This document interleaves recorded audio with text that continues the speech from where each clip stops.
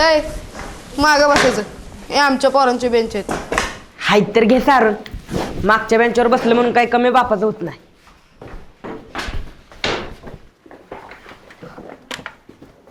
Car मध्ये आज भांडायचं नाही वे.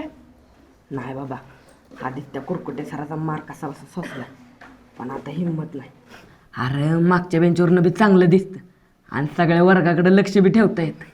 आणि मागच्या बेंचवर कोणाचं लक्ष नसल्यामुळं आपण कायम दुर्लक्षित राहतो. मग कोणी अभ्यास केला काय नाही केला काय सरासनी काय फरक पडते आ? अरे पण दुर्लक्षित राहणं म्हणजे गंड म्हणून गिनती होण्यासारखं आहे. आपण सारखं सरांच्या नजरेत राहिलं पाहिजे.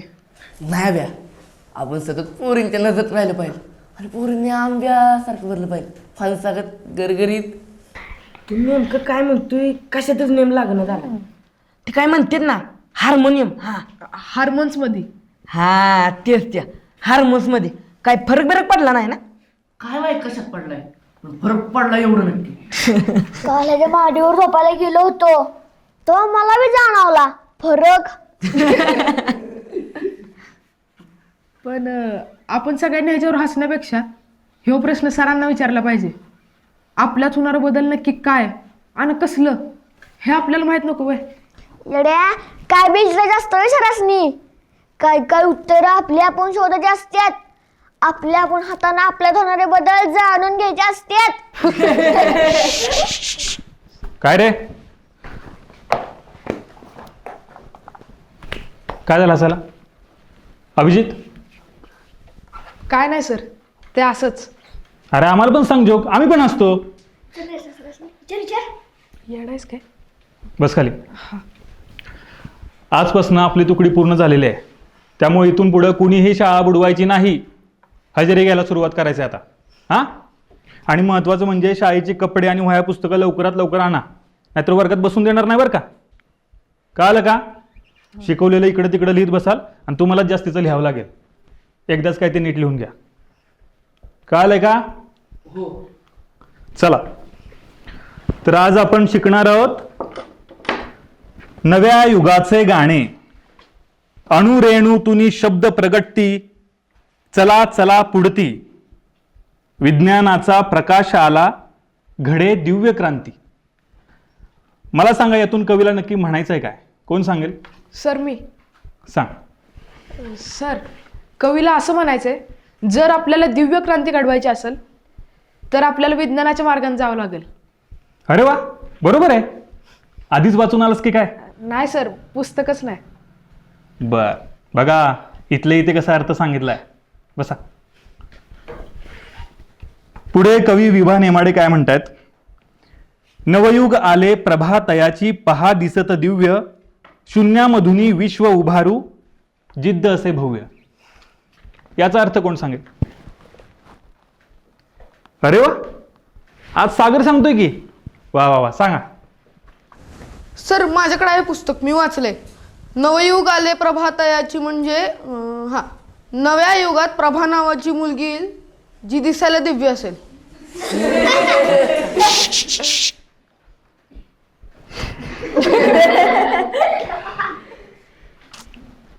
पुढे, नको खिन्नता नको दीनता, नवसूर्य पहा उगवतो, उत्कर्ष पहा झळकतो, संघर्ष पहा बहरतो. उद्या या कवितेचा अर्थ विचारल्यावर सांगता आला पाहिजे बरं का. चला.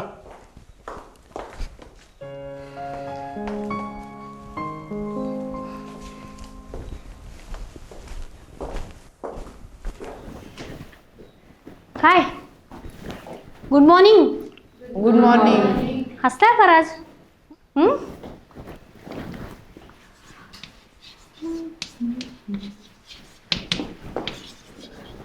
आज स्पेलिंग्स आहेत ना पाठ सगळ्यांची? बघूयात.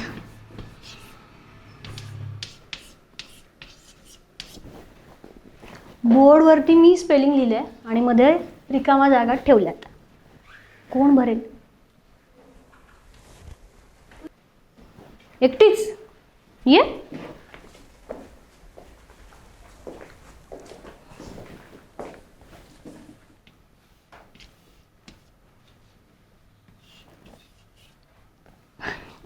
केवढा केवढा अभ्यास करतेस तू हा पण चुकलंय. मॅडम पण ते बरोबर आहे. काय शब्द आहे तो? महाराष्ट्र. बरोबर आहे का? नाही. तुला येतोय? हो. ये बैस.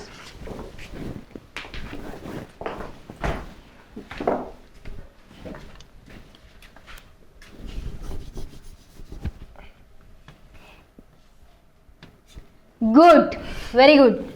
महाराष्ट्र हे बरोबर आहे. नेक्स्ट कोण येते? आब्या केवढा तुझ्याकडे बघते. नाही उगाच आपलं काय तर सांगू नकोस. होला का 100% तुझ्याकडेच बघता येते. चेक करायचं का? कसं? आपण प्रत्येकानं तिच्या नजरला नजर भिडवायची. ती ज्याच्याकडे बघून हसल समजायचं ती त्याच्याकडे बघते. नाही बाबा आब्या तुझं तूच बघ. आपल्या होणाऱ्या वहिनीकडे बघायला लाज वाटत नाही असली, पण मला वाटतं तुझ्याकडे बघून नाही नाचली तर मग मी विचार करेन.